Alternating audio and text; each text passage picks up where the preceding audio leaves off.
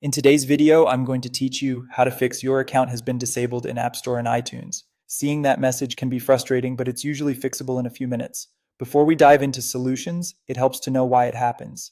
The most common causes are too many incorrect Apple ID password attempts, which can trigger a temporary security lock, long periods of Apple ID inactivity, where your device stops recognizing your credentials, and billing problems like unpaid subscriptions, outstanding balances, or an expired or incorrect payment method.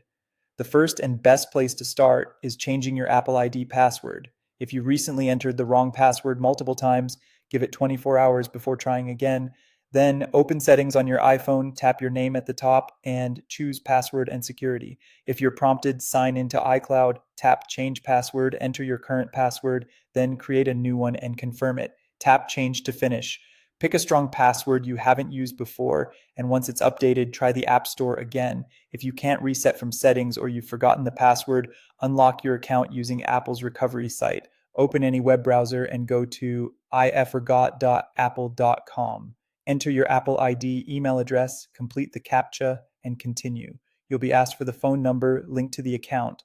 Follow the on screen instructions to recover or unlock your Apple ID. The site will guide you step by step, and once completed, try signing in again. If the account still looks disabled, signing out and back in can clear temporary glitches.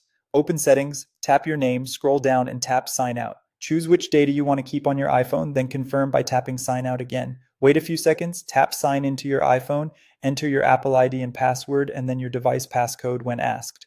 When prompted, select Don't Merge. After you're signed in, check whether you can download apps again. If billing issues are the cause, update your payment details and address. Go to Settings, tap your name, select Media and Purchases, then View Account.